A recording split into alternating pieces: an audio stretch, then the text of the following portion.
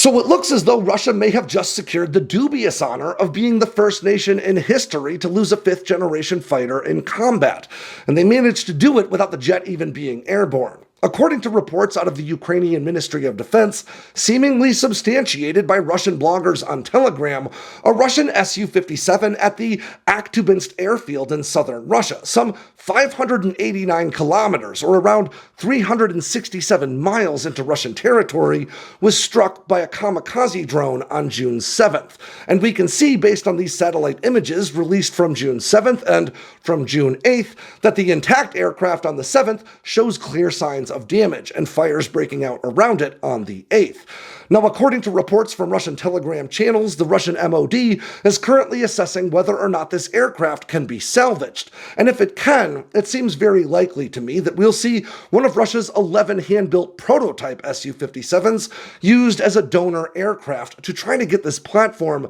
back into operational service, because the Su-57 is an endangered species, with maybe 20 serial production fighters built to date, despite this program starting all the way back in 2001. Now, according to the Russian Ministry of Defense, they believe they would have 22 serial production fighters by the end of this year, though that would have been 23 if the first serial production Su-57 hadn't crashed promptly after takeoff in its first test flights. Now it looks as though they may have lost one more, though to be clear, that's really tough to say for sure from these pictures. Based on what we can see here, it looks as though the aircraft was housed in an anti-drone structure, sort of a cope cage for aircraft that would prevent a kamikaze drone or similar munition from making it all the way through to the aircraft. But it certainly appears as though there were fires and there could be extensive damage, especially to electronics as a result. Now, Russia has long touted the Su-57 as their first fifth generation or stealth fighter,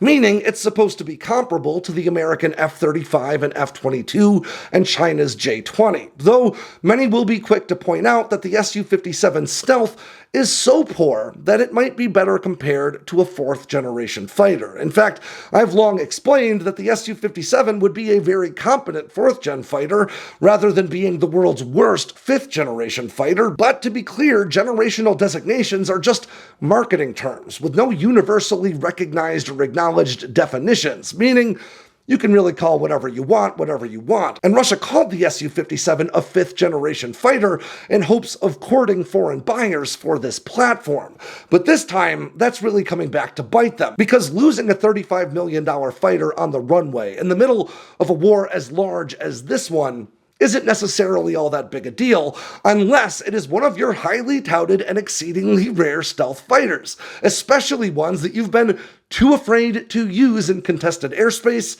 thus far in the conflict. Now, this aircraft may have been a part of Russia's test and evaluation squadron, which operates out of this airfield, but it's also worth noting that this airfield has also launched combat sorties throughout this conflict, so it's tough to say whether it was operational or not. But regardless, it is one of maybe 20 serial production Su-57s to be built to date, and by Russia's own optimistic accounts, they can only produce maybe 16 of these aircraft per year. Of course, the truth is, losing an aircraft on the airfield like this is really a sign of things to come as long-range munitions, kamikaze drones, and other sorts of weapons become more and more prevalent. But what's so interesting about this strike isn't necessarily the loss of one Su-57, despite that making for a great headline. It's the fact that 3 subsonic long-range kamikaze drones managed to cover some 370 miles or so into Russian territory in order to accomplish this strike. And while being taken out on the runway isn't really a condemnation of the aircraft,